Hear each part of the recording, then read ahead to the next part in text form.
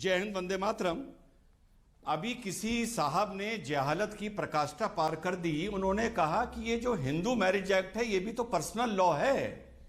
ये जो Hindu marriage act है ये मॉडर्न लॉ है, और हिंदू कोई भी कोडिफाइड लॉ किसी भी सनातनी संस्कृति या थियोलॉजी से इंस्पायर्ड नहीं है। जैसे मुस्लिम पर्सनल लॉ है, पारसी पर्सनल लॉ है, क्रिश्चियन पर्सनल लॉ है। तो टीवी पर बैठकर खुदा के वास्ते कानूनी ज्ञान न दिया करो, पहली चीज। अब आगे चलते हैं। भारत को हिंदू राष्ट्र होना चाहिए था। अमीश भाई बुरा ना मानिएगा, सुब्रास्त्रा बुरा ना माने, संगीत रागी बुरा ना माने।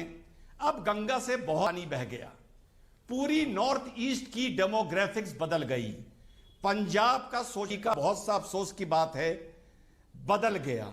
आज मुझे लगता है कि धरातल पर यह चीज इंप्लीमेंट नहीं हो सकती, लेकिन यह सनातनियों की बदकिस्मती है। बदकिस्मती क्यों बदकिस्मती? 1.2 बिलियन होने के बाद 1.2 बिलियन इस दुनिया में यह एक ऐसी मान्यता है, माफ करना मेरे हिंदू भाइयों, बदनसीब जिनको आज तक पृथ्वी पर अपना एक मुल्क नसीब नहीं हुआ।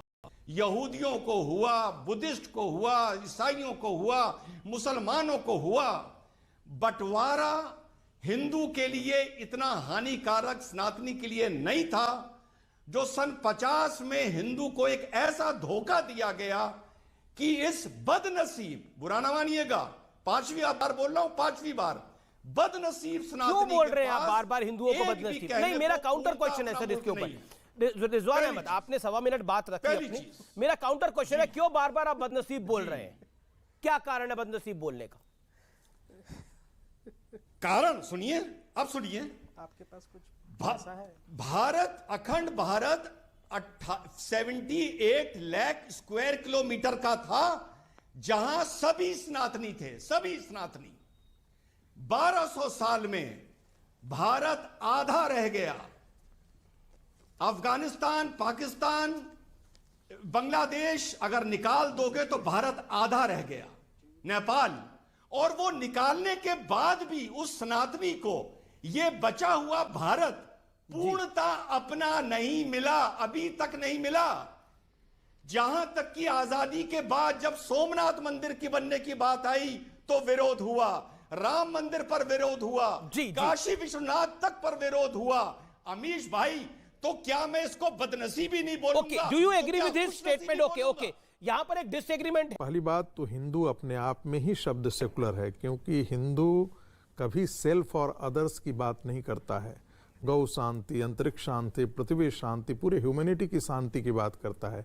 ये इस्लाम की तरह नहीं है कि जो हम दीन में नहीं मानेगा वो काफिर है और उसको हम कहाँ दिखाएंगे, कौन सा दिखा देंगे। और क्रिश्चियनिटी सेल्फ और अदर्स की बात करता है, हिंदुइज्म का है। भारत एक हिंदू राष्ट्र है। इसको सुन लीजिए, क्योंकि इसकी प्रकृति हिंदू है, जो सबको अपने आप में समेट करके चले, जो सबके साथ समानता का व्यवहार कर सके, वही हिंदू हो सकता है। ये बात न इस्लाम में है न क्रिश्चियनिटी में है। दूसरी बात, इस हिंदू राष्ट्र को, जैसा कि रिजवान जी ने कहा, ये बचाने की जिम्मेदारी थी 1950 के बाद, लेकिन उसका क्रमशः इस्लामीकरण होता गया। नॉर्थ ईस्ट आज क्रिश्चियनाइज लैंड बन चुका है। भारत के अंदर 90 से ज़्यादा ऐसे जिले हैं जहां मुस्लिम पॉपुलेशन डोमिनेंस, और आज के दिन में वही सरतन से जुदा के नारे लगते हैं, वही इस्लामाइजेशन की बात होती है, वही मुद्दे निकलते हैं जो 1947 से पहले थे।